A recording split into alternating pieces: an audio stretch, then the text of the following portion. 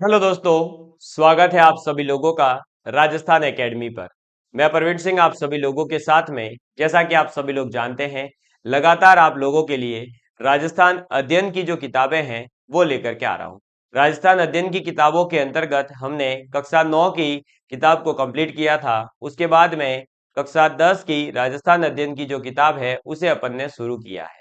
ये राजस्थान अध्ययन की नई वाली किताबें हैं। इसके बाद में अपन पुरानी वाली किताबों को भी कवर करने वाले हैं। ये कक्षाएं उन सभी मेरे प्यारे विद्यार्थियों के लिए उपयोगी रहेगी जो भी विद्यार्थी चाहे आरएएस एग्जाम की तैयारी कर रहा हो या फिर चाहे चतुर्थ श्रेणी की, सभी के लिए। क्योंकि राजस्थान के जीके को समझने के लिए, राजस्थान की हिस्ट्री, राजस्थान के आर्ट एंड कल्चर, राजस्थान की इकोनॉमी, राजस्थान की पॉलिटी, राजस्थान की ज्योग्राफी, सब कुछ अगर आप समझना चाहते हैं तो उसके लिए बेसिक जो आपका बुनियाद तैयार किया जाता है, बेसिक जो आपका तैयार होगा वो इन्हीं राजस्थान अध्ययन की किताबों से जो है तैयार होने वाला है। इसलिए आप इन कक्षाओं को जरूर अटेंड करें और अपने जो है नोट्स भी जरूर बनावें। ये सभी किताबें फ्री ऑफ कॉस्ट है और बहुत ही अच्छी किताबें हैं। इनसे आरएएस एग्जाम तक में जो है सीधे सीधे क्वेश्चन पूछे जा रहे हैं। हम लोग इसके अंतर्गत राजस्थान के इतिहास की बात कर रहे थे और राजस्थान के जो प्रमुख राजवंश है उनकी बात कर रहे थे। इसके अंतर्गत मारवाड़ के राठौड़ वंश की अपन ने बात कल कंप्लीट करी थी। उसके बाद में बीकानेर के राठौड़ वंश की शुरुआत करी थी और मैंने आपको बताया था कि राव बीका जो है, जो कि राव जोधा के पुत्र होते हैं, वो बीकानेर को बसाते हैं। इसमें भी दो अलग अलग कहावतें हैं। एक कहते हैं कि महाराणा जो अपने सॉरी राव बीका जो है उनकी सहायता माँ करनी करती है और माँ करनी के दया से ही जो है वो बीकानेर को बसाते हैं। वहीं पर एक और आता है कि जाट सरदार नरा थे, उनकी सहायता से जो है ये दोनों वहां के आसपास के क्षेत्र को जीतते हैं और इसलिए ही दोनों के नाम को मिलाकर बीकानेर की स्थापना की जाती है। ठीक है, इस प्रकार से अपन ने बीकानेर के राठौड़ वंश को पढ़ा था थोड़ा सा, और इसके अंदर कल्याणमल वगैरह जो शासक हुए उनकी बात करी थी। आज हम पढ़ने जा रहे हैं आगे राव राय सिंह के बारे में। और राय सिंह को समझने से पहले आज मैं दो लाइनें आप सभी लोगों को कहना चाहूंगा कि यदि तू दौड़ नहीं सकता, यदि तू यदि तू उड़ नहीं सकता तो दौड़, और यदि तू दौड़ नहीं सकता तो चल, और यदि तू चल भी नहीं सकता तो रेंग मेरे दोस्त रेंग।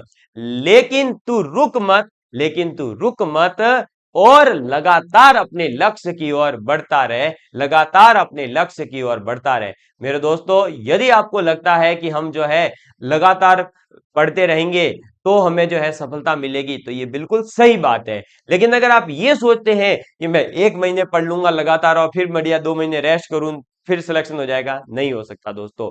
आप धीरे धीरे पढ़िए, रेगुलरिटी के साथ पढ़िए, कंसिस्टेंसी बनाए रखेंगे तो निश्चित रूप से ही आपको सफलता मिलेगी। और ऐसी सफलता मिलेगी कि आपकी जो ये जो है ना सफलता, वो इतना शोर मचा देगी कि आपको फिर कुछ बोलने की जरूरत ही नहीं पड़ेगी। राव राय सिंह के बारे में बात करते हैं। और राव राय सिंह जो है इनका कार्यकाल 1574 से लेकर के 1500 जो है 1612 तक रहता है। तो 1574 से लेकर 1612 ईस्वी तक राव राय सिंह जो है बीकानेर के शासक रहते हैं। यह 1570 के अकबर के जो नागौर दरबार लगाया गया था, उस नागौर दरबार के समय मुगल सेना में सम्मिलित हुए और इसने अकबर के गुजरात अभियान का और कंधार अभियान में अपनी वीरता दिखाई थी। किसने? राव राय सिंह ने। ठीक है, इन्हीं के एक भाई है पृथ्वीराज, जो कि दरबारी कवि बनते हैं अकबर के। ठीक है, फिर अकबर ने 1572 में इसे कहां भेज दिया था? तो जोधपुर का जो है प्रशासक नियुक्त कर दिया था। ये बात मैंने कल भी आपको बताई थी। 1574 ईस्वी में राय सिंह जो है महाराजा धीराज, क्या महाराजा धीराज 1574 में 1574 के अंदर महाराजा धीराज की उपाधि के साथ में जो है इसे बीकानेर का शासक बना दिया जाता है। राय सिंह ने बीकानेर के जूनागढ़ दुर्ग, जो बीकानेर के अंदर जूनागढ़ दुर्ग है, उस जूनागढ़ दुर्ग का निर्माण राव राय सिंह ने करवाया था। तथा किले के दरवाजे पर जयमल और फत्ता की जो है पाषाण मूर्तियां भी बनी हुई है। किसकी? जयमल और फत्ता की जो पाषाण मूर्तियां है वो जूनागढ़ दुर्ग, जो कि बीकानेर के अंदर है, वहां पर स्थित है। और बीकानेर के अंदर जो जूनागढ़ दुर्ग है उसका निर्माण किसने करवाया था? राव राय सिंह ने। राव राय सिंह जो है बीकानेर के शासक कब बनते हैं दोस्तों? 1574 ईस्वी में महाराजा धीराज की उपाधि के साथ में वो बीकानेर के शासक बनते हैं। बीकानेर के शासक बनने से पहले वो 1572 में कहां के प्रशासक नियुक्त किए जाते हैं अकबर के द्वारा? तो जोधपुर के। और जोधपुर के प्रशासक इसलिए नियुक्त किए जाते हैं क्योंकि 1570 में 2 साल पहले जो है राव राय सिंह जो अकबर के द्वारा नागौर दरबार लगाया जाता है वहां उपस्थित होते हैं। और जो राव बीका है वो सॉरी राव बीका नहीं, इनके जो पिताजी है वो वहां पर जो है क्या कर लेते हैं बताइए? क्या कर लेते हैं? अकबर की अधीनता स्वीकार कर लेते हैं। ठीक है। और इनकी जो है अधीनता स्वीकार कर ली जाती है। किले के भीतर इसने एक प्रशस्ति लिखवाई जिसे राय सिंह प्रशस्ति कहते हैं। इसी प्रकार से एक मेवाड़ के अंदर भी अपन ने बात करी थी जो सबसे बड़ी प्रशस्ति है, 25 शिलालेखों पर लिखी गई है और उसके बारे में आपको बताया गया है। आप कमेंट करके बताइएगा मुझे। इसके समय में भीषण अकाल पड़ा जिसे निपटने हेतु इसने बहुत ही धन जो है खर्च किया था। किसने? राव राय सिंह ने। मुंशी देवी प्रसाद, कौन? मुंशी देवी प्रसाद ने जो है राव राय सिंह को राजपूताने का कर्ण जो है इसकी संज्ञा दी है। और जो राव लूणकर्ण था उसे संज्ञा क्या दी गई है? कलयुग का कर्ण। ठीक है। और राजपूताने का कर्ण किसे कहा गया है? तो राव राय सिंह को। क्योंकि राव राय सिंह ने जो है इनके समय पड़े भीषण अकाल के समय जो है बहुत अधिक धन खर्च किया था। ठीक है। तो राव राय सिंह के बारे में क्या याद रखेंगे? 1570 में नागौर दरबार में ये सम्मिलित हुए, 1572 में जोधपुर के प्रशासक नियुक्त किए, 1574 में महाराजा धीराज की उपाधि के साथ बीकानेर के शासक बनाए गए, बीकानेर के अंदर जो जूनागढ़ दुर्ग है उसका निर्माण करवाया और जूनागढ़ दुर्ग के सामने जयमल और फत्ता की पाषाण का जो है मूर्तियां स्थित है। इसके बाद में इसे जो है राजपूताने का कर्ण कहा जाता है। किसने कहा है? मुंशी देवी प्रसाद ने। इसने जो है एक प्रशस्ति भी लिखवाई राव राय सिंह ने, वो प्रशस्ति है राय सिंह प्रशस्ति के नाम से जानी जाती है। इस प्रकार से राव राय सिंह का जो है इतिहास यहाँ पर कंप्लीट हुआ। नेक्स्ट हमारे आ जाते हैं राव कर्ण सिंह। कौन आ जाते हैं? राव कर्ण सिंह। और राव कर्ण सिंह जो है इनका कार्यकाल रहता है 1631 से लेकर 1668 तक। कब तक? 1631 से लेकर के 1668 ईस्वी तक। कर्ण सिंह ने मुगल सम्राट शाहजहां, कौन है मुगल सम्राट? शाहजहां। और उस मुगल सम्राट शाहजहां के दक्षिण अभियान में यानी जो साउथ वाला एरिया था वहां पर कब्जा करने के अंदर जो है महत्वपूर्ण भूमिका निभाई थी। किसने? राव कर्ण सिंह ने। ठीक है। जाखनिया गांव, कौन सा गांव है? जाखनिया गांव के सीमा विवाद को लेकर के इसका जो है नागौर के शासक है अमर सिंह। कौन है? तो नागौर के शासक है अमर सिंह। उनके साथ में युद्ध हुआ 1642 से 44 ईस्वी के बीच। और इसी युद्ध को मतिरे की राड़ के नाम से जाना जाता है। इसको किस नाम से जाना जाता है? मतिरे की राड़ के नाम से जाना जाता है। इतिहास में ऐसा कहा गया है, ऐसी कहानियां सुनने को मिलती है कि ये जो है इस प्रकार से इस तरफ खेत थे, मान लीजिए ये तो था इधर क्या? नागौर का। ठीक है। और इधर था मान लीजिए आपका बीकानेर। क्या था दोस्तों? बीकानेर। और इन दोनों का जो है बिल्कुल एग्जैक्ट बाउंड्री पर एक गांव था जाखनिया गांव। कौन सा गांव था? जाखनिया। पहले कोई ऐसी बाउंड्रीज हुआ नहीं करती थी, या जैसे इंडिया पाकिस्तान की बॉर्डर है उस प्रकार की कोई बॉर्डर नहीं थी। बॉर्डर पर एक गांव था जो कि था जाखनिया गांव। और इस जाखनिया गांव के अंदर खेत में मतीरा जो होता है उसका क्या था? वो था क्या था जिसे अपन कह सकते हैं तना था या पौधा था एक छोटा सा। ठीक है। अब जो आपका पौधा था किसका? मतीरे का। जो आपको पता होगा बेल जिसे होते हैं ना वो नीचे से फैलती है ना, खरबूजे वगैरह जैसे पकते हैं उसी प्रकार से ये मतीरा पकता है। तो मतीरे जो है उसकी बेल जो है वो इस प्रकार से फैली हुई थी। क्या? इस मतीरे की बेल ऐसे फैली हुई थी। अब क्या होता है कि जो ये पौधा, ये जो मतीरा होता है ना, इसका जो पौधा होता है वो तो होता है आपके कहां पर? तो वो होता है जाखड़िया गांव के अंदर, यानी वो मान लीजिए होता है बीकानेर की साइड में। ठीक है, अब क्योंकि एग्जैक्टली ऐसा जो है लोकेशन ऑफ प्रेजेंट में कहाँ कौन है ऐसा कहीं भी लिखा हुआ नहीं है, और ऐसा लिखा हुआ भी है तो वो जो है अपन ऐसे मतलब एग्जैक्ट अपन से कोई पूछ नहीं रहा है कि पौधा कहाँ से निकल रहा था। ठीक है ना, हाँ ऐसी चीजों में ही अपन उलझते हैं, इसीलिए अपना कहीं ना कहीं सिलेक्शन भी रुक रहा है। हम मेन चीजों पर ध्यान नहीं दे रहे हैं। अगर ये तो मैं फिर भी आपको समझा रहा हूँ, बाकी इस स्टोरी से हमें कोई लेना देना नहीं है। इस स्टोरी की अगर बात करें तो ये केवल इसलिए कि आपको थोड़ा सा हिस्ट्री समझने में मजा आएगा। बाकी इस स्टोरी से कोई प्रश्न आया क्या आज तक? नहीं आया। हाँ ये जरूर आएगा, मतीरे की राइड किसके बीच हुई? तो मतीरे की राइड हुई थी रावकर्ण सिंह के बीच में, और नागौर के शासक है अमर सिंह। सीधी सी स्टोरी, खेल खत्म। कब हुआ था युद्ध? 1542-44 में।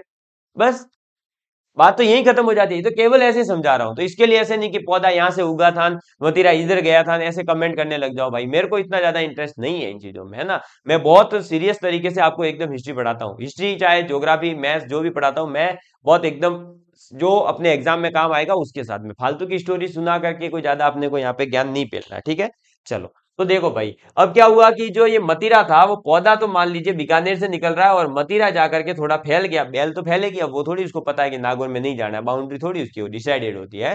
पास वाले खेत में चला गया, तो मतीरा चला गया इधर। अब क्या हुआ कि जो अमर सिंह है वो मतीरे को ले लेते हैं। अब अमर सिंह जी को ये लगता है कि भाई मतीरा अपने अंदर है तो अपन नहीं लेंगे। अब जो कर्ण सिंह है वो ये कहते हैं कि भाई मतीरा जो है वो मेरे पौधे का है, और पौधा कहाँ है? बीकानेर में, तो तुमने कैसे ले लिया?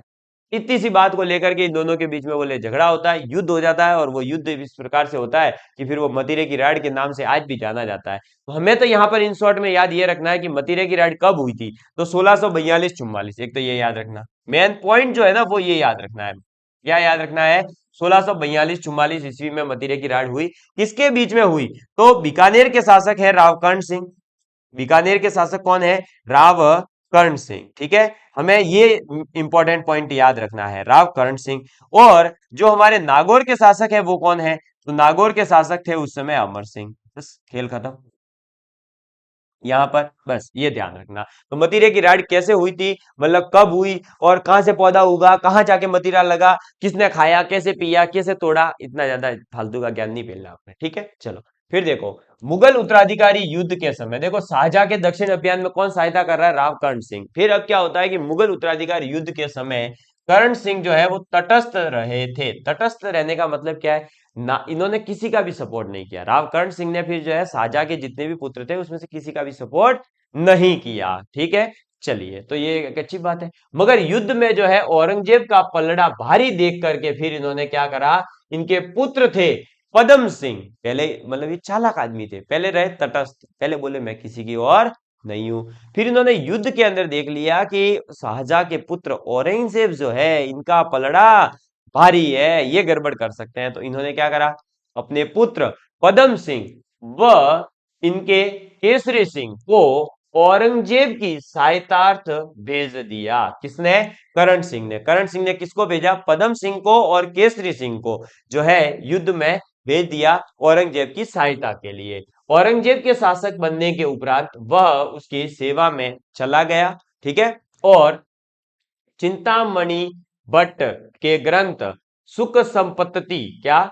चिंतामणि भट्ट के ग्रंथ है सुख सप्तति में कर्ण सिंह को जांगलधर बादशाह कहा गया है।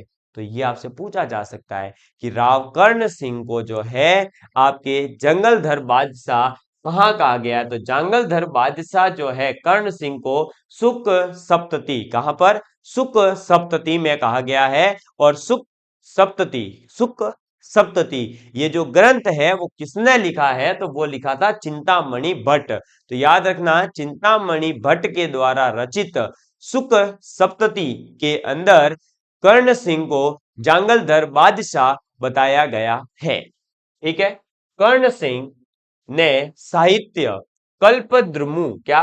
कल्पद्रुमु और उसके दरबारी विद्वान गंगानंद मैथिल ने कर्णभूषण और काव्य डाकिनी नामक ग्रंथ लिखे। तो ये इंपॉर्टेंट फैक्ट है कि ग्रंथ कौन सा किसने कैसे लिखा है, ये थोड़ा सा पूछा जाता है।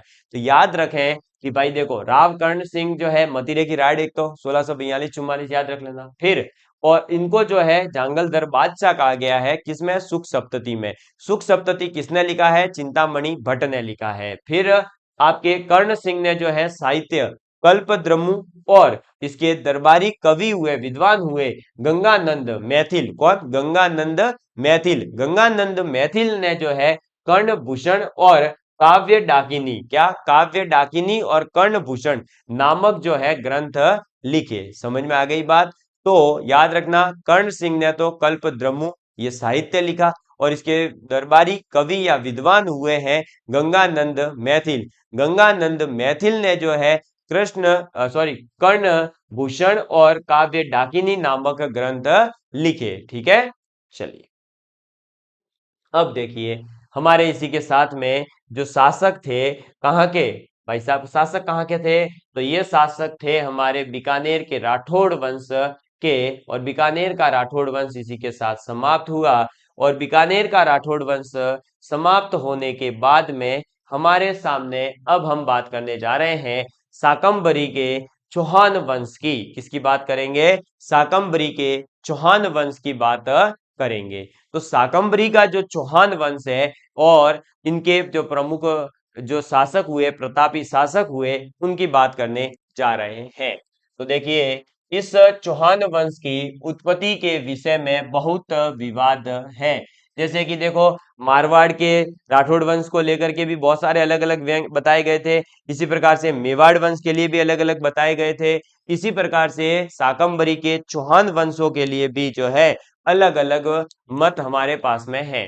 वंशावलियों और ख्यातों ने इनको जो है अग्निवंशीय बताया है। तो ख्यात और जो वंशावलियां होती है, उन वंशावलियों के अंदर हर एक व्यक्ति के जो है पूरी वंशावली जो है मिल जाती है। आपको पता होगा कि जो हरिद्वार या गंगा जी वगैरह जाते हैं, वहां पर पूरा इतिहास मिल जाता है हमें। ठीक है, तो हमारे जो है वंशावलियों के अंदर और ख्यातों के अंदर जो है अग्निवंशीय बताया है। किसको बताया है अग्निवंशीय?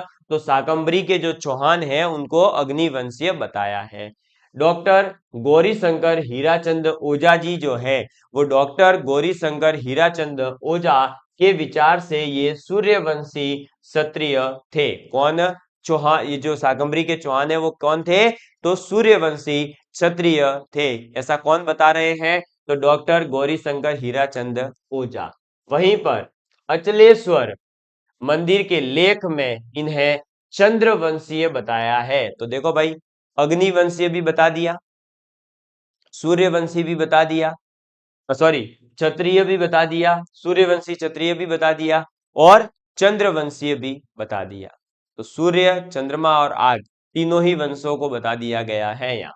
ठीक है, कई विद्वान इन्हें आर्य मान करके विदेशी भी मानते हैं। इन सभी मतों का विवेचन, यानी इन सभी मतों के ऊपर एनालिसिस करने के बाद में डॉक्टर दशरथ शर्मा जी जो है, कौन? डॉक्टर दशरथ शर्मा जी जो है, वो चौहानों की उत्पत्ति ब्राह्मण वंश से मानते हैं। डॉक्टर दशरथ शर्मा इनको ब्राह्मण वंश से मानते हैं। तो देखिए वंशावली और ख्यातों में शाकंभरी के चौहानों को क्या बताया गया? अग्निवंशीय।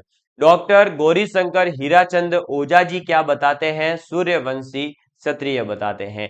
अचलेश्वर जो हमारा क्या है मंदिर है, वहां पर जो लेख है उसमें चंद्रवंशीय भी बता दिया गया है। और फिर इनको कोई लोग आर्य भी मानते हैं, हालांकि स्पेशल कोई नाम नहीं है तो हमें याद करने की जरूरत भी नहीं है कि आर्य कौन मानता है। और डॉक्टर दशरथ शर्मा जी जो है ब्राह्मण वंशीय बताते हैं। तो अग्नि, सूर्य, चंद्रमा और ब्राह्मण चारों वंश बता दिए। अब इसके नोट्स आप कैसे बना सकते हैं? तो एक तरफ लिखेंगे कि अग्निवंशीय, फिर सूर्यवंशी, फिर चंद्रवंशी और फिर ब्राह्मण वंश, और फिर इनके सामने लिख लो कि भाई अग्निवंशीय कौन बता रहा है? तो वंशावली और ख्यातों में। सूर्यवंशी कौन बता रहा है? डॉक्टर गौरीशंकर हीराचंद ओझा। और चंद्रवंशी कौन बता रहा है? तो चंद्रवंशी बताया गया है अचलेश्वर मंदिर के लेख में।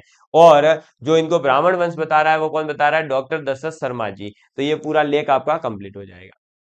इसी के साथ बिजोलिया शिलालेख के अनुसार, किसके अनुसार? बिजोलिया शिलालेख के अनुसार, जो 1857 की क्रांति राजस्थान में शुरू हो जाती है। तो बिजोलिया शिलालेख जो है, उस बिजोलिया शिलालेख के अनुसार सांबर झील जो है, उस सांबर झील का प्रवर्तक जो है वो वासुदेव चौहानों का आदि पुरुष था। तो भाई जो शाकंभरी के चौहान हैं इनके आदि पुरुष का नाम क्या मिलता है? वासुदेव मिलता है। ऐसा कहां पर बताया है? बिजोलिया शिलालेख के अंदर सांबर झील का प्रवर्तक वासुदेव को बताया गया है और वासुदेव चौहानों का आदि पुरुष माना गया है, जिसका समय 551 ईस्वी के लगभग माना जाता है। कब माना जाता है? 551 ईस्वी के लगभग माना जाता है। प्रारंभ में चौहान गुर्जर प्रतिहारों के सामंत थे। चौहान जो है गुर्जर प्रतिहारों के क्या थे? सामंत थे। परंतु गुवक प्रथम, कौन? गुवक प्रथम, ठीक है, उस गुवक प्रथम ने गुर्जर प्रतिहारों की अधीनता से चौहानों को क्या करवा दिया? मुक्त करवाया गया। तो चौहानों को गुर्जर प्रतिहारों से मुक्त करवाने का कार्य किसने किया है? तो वो था गुवक प्रथम। इसी का वंशज सामंत जो है, वंशज सामंत सांबर का शासक बना, जो कि वत्स गोत्र ब्राह्मण वंश में पैदा हुआ था। ठीक है, तो गुवक प्रथम का वंशज है सामंत सांबर, वो जो है शासक बना और वो वत्स गोत्र ब्राह्मण वंश में पैदा हुआ था। वाकपति राज चौहान, क्या? वाकपति राज जो है वो चौहानों का एक शक्तिशाली शासक हुआ, जिसने प्रतिहारों को परास्त करके अपनी शक्ति का परिचय दिया और विग्रहराज कौन? विग्रहराजद्वितीय चौहानों का एक अन्य शक्तिशाली शासक था। फिर 973 ईस्वी में, कब? 1973 में, 973 ईस्वी का हर्षनाथ लेख, कौन सा लेख? हर्षनाथ लेख उसकी विजयों का उल्लेख बताता है। तो हर्षनाथ लेख जो है वो कब का है? 1973 का है, ओ सॉरी 973 ईस्वी का है। और ये हर्षनाथ लेख जो है वो विग्रह राजद्वितीय की जो विजय हुई है, जो उसने जीत प्राप्त की है, उसका उल्लेख करता है। तो हो सकता है कि आपसे पूछा जाए कि हर्षनाथ लेख जो है किससे संबंधित है? तो यह संबंधित है विग्रहराजद्वितीय से, जो कि विग्रहराजद्वितीय चौहान के क्या करता है? जीत का उल्लेख करता है। फिर उसने गुजरात के चालुक्य शासक थे मूलराज, ठीक है, किसने? विग्रहराजद्वितीय ने गुजरात के चालुक्य शासक मूलराज को परास्त किया। विग्रहराजद्वितीय के बाद दुर्लभराज और गोविंद तृतीय शासक हुए। ठीक है, तो विग्रहराजद्वितीय के बाद में कौन शासक बना? दुर्लभराज, और दुर्लभराज के बाद में गोविंद तृतीय जो है शासक बनते हैं। पृथ्वीराज विजय नामक ग्रंथ में गोविंद तृतीय की उपाधि वैरीघट, वैरीघट का मतलब होता है शत्रु संहारक, क्या? शत्रु संहारक मिलती है। तो पृथ्वीराज विजय जो ये एक ग्रंथ है, उस ग्रंथ के अंदर गोविंद तृतीय जो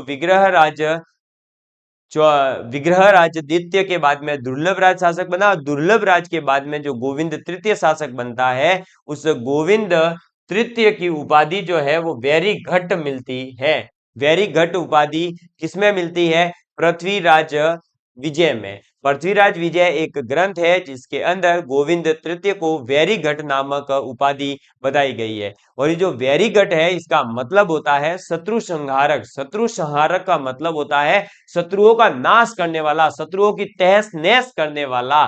समझ में आ गई बात? किसको? गोविंद तृतीय को बताया गया है। फरिश्ता के अनुसार गोविंद तृतीय ने गजनी के शासक को मारवाड़ में आगे बढ़ने से रोका था। तो गजनी के शासक को रोकने का कार्य किसने किया था? गोविंद तृतीय ने किया था। ऐसा कहां पर बताया गया है या ये किसके अनुसार बताया गया है? तो ये फरिश्ता के अनुसार ऐसा कहा गया है कि गोविंद तृतीय ने जो है गजनी के शासक को मारवाड़ में आगे बढ़ने से रोका था। मुझे उम्मीद है कि आप सभी लोग जो है इस शाकंभरी के चौहान वंश के बारे में समझ गए होंगे। इतने पैराग्राफ में 4 चीजें थी, क्या क्या थी आपको बता ही दिया है भाई। अग्निवंशी किसमें बताया, फिर सूर्यवंशी किसमें बताया, चंद्रवंशी और फिर ब्राह्मणवंशी। इसके बाद में बिजोलिया शिलालेख के अनुसार वासुदेव जो है वो चौहानों का क्या है, आदि पुरुष है, ये पूछा जा सकता है। बिजोलिया, फिर इसके बाद में जो बिजोलिया शिलालेख है उसका समय लगभग 551 ईस्वी बताया जा रहा है। फिर गुर्जर प्रतिहारों के ये सामंत थे, उनको छुड़ाने का काम किसने किया, गुवक प्रथम ने। फिर इसी का जो है वंशज हुआ सामंत सांबर, ठीक है, उसने वो जो है वत्स गोत्र ब्राह्मण वंश में पैदा हुआ था। फिर वाकपति राज चौहानों का एक शक्तिशाली शासक हुआ, उसने प्रतिहारों को परास्त किया। फिर इसके बाद में विग्रहराज द्वितीय आया, वो भी एक जो है शक्तिशाली शासक हुआ, और विग्रहराज द्वितीय जो है उसकी विजयों का उल्लेख हर्षनाथ लेख में मिलता है। हर्षनाथ लेख जो है 973 ईस्वी का है। इसके बाद में बनता है कौन, तो हमारे इसने जो है गुजरात के चालुक्य मूलराज को जो है हराया था। इसके बाद दुर्लभ राज शासक बना, उसके बाद गोविंद तृतीय बना। गोविंद तृतीय जो है इसको वैरीघट नामक इसकी जो उपाधि है वो पृथ्वीराज विजय ग्रंथ है उसके अंदर मिलती है। और फरिश्ता जो है उसके अनुसार गोविंद तृतीय ने ही गजनी के शासक को रोका था मारवाड़ में आगे बढ़ने से। ठीक, चलो इसके बाद में अब जो हमारे चौहान वंश के प्रमुख शासक हुए हैं उनके बारे में बात करेंगे। तो देखिए 973 ईस्वी के आसपास, और तब 551 में वैसे तो बताया गया है कि भाई वासुदेव जो है वो सांबर झील का प्रवर्तक है, लेकिन उसके बाद में 1100 के आसपास जो है आते आते चौहान वंश के राजाओं की एक वंशावली क्रमानुसार मिलना शुरू होती है, और 1105 से लेकर के 1133 ईस्वी तक, कब तक, 1105 से लेकर 1133 ईस्वी तक जो है चौहान शासक कौन रहता है, अजय राज। ठीक है, अजय राज जो कि 1105 ईस्वी में शासक बना, और इस वंश का एक प्रतापी शासक है, किसका, चौहान वंश का। ठीक है, इसने 1113 ईस्वी में, कब, 1113 ईस्वी में, यानी शासक बनने के 8 साल के बाद में अजय मेरू, जिसे अपन अजमेर कहते हैं, उस नगर को बसाया और चांदी एवं तांबे के सिक्के चलाने का कार्य किया।